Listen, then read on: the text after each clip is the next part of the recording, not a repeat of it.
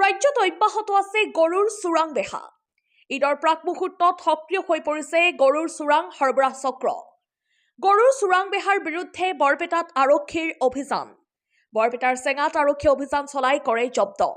জব্দ কৰিবলৈ সক্ষম হয় অবৈধভাৱে গৰু কঢ়িওৱা এখন ট্ৰাক। জব্দকৃত ট্ৰাকখনৰ পঞ্জীয়ন নম্বৰ হৈছে AS19AC 4568। আৰক্ষীয়ে ট্ৰাকখনৰ পৰা উদ্ধাৰ কৰে 17টাকৈ গৰু। বৰপেটাৰ বহৰীৰ পৰা মেঘালয় অভিমুখে গৈ থকা অৱস্থাত চেঙাৰ চকত তাৰাবাৰী আৰক্ষীয়ে জব্দ কৰে ট্ৰাকখন। ইতিমধ্যে আৰক্ষীৰ হাতত আটক হৈছে গৰু কঢ়িয়াই অনা ট্ৰাকৰ চালকসহ আন দুটাকৈ সৰবৰাহকাৰী।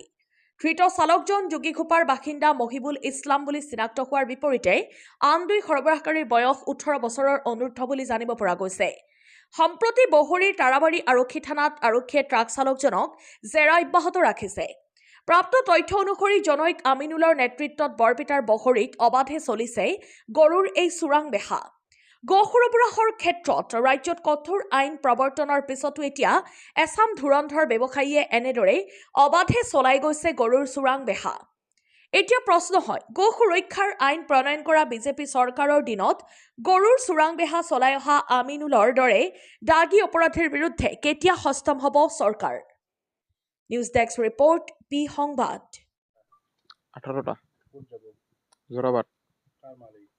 আমিনুল মালৰ মালিক।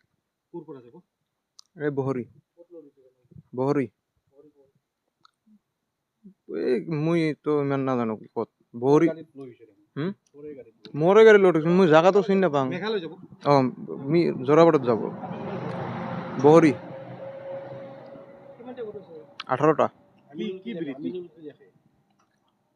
আমিনুল জানো কিবা লেখে পিছত টাইটেল ক'ব বুজি নাজানো মই কিবা ইয়াতে কিবা আছিল নাজানো। মতা এতিয়া মালিকে ক'ব পাব। মোৰতো কিবা কাগজ দিছে বাজাৰৰ কিবা ৰচিদ আছে, মালিকে ক'ব পাব।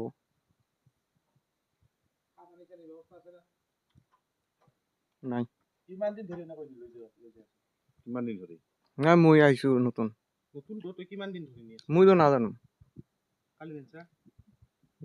নাই কালি অহা নাই মই আজি আহিছো ফাৰ্ষ্ট। মই অহা নাই, মই আজি ফাৰ্ষ্ট আহিছো। এই গাড়ী কাইবা লৈছে, মই আজি আহিছো ফাৰ্ষ্ট। আমিনুলৰ মা মই নাজানো, মই আজি ফাৰ্ষ্ট আহিছো।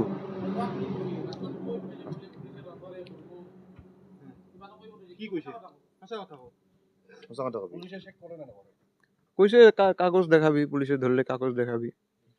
এই যে গাড়ীৰ কাগজ মালৰ দিছে, এই যে মালৰ কাগজ দিছে, কাগজ দেখাবি।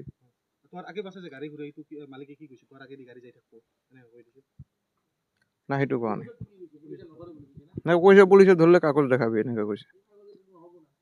সেইটোতো নাজানো। জোৰাবাদ মহিবুল ইছলাম। মোৰ ঘৰ বঙাইগাঁও ডিষ্ট্ৰিক্ট যোগীঘোপা। গাড়ী হ'ল যোগীঘোপাৰে। মালিকৰ নাম হ'ল ৰফিকুল মোল্লা লেখে। মই নাজানো, মই এতিয়া ফাৰ্ষ্ট পাইছো। মই এতিয়া ফাৰ্ষ্ট পাইছো প্ৰথম। আজি প্ৰথম।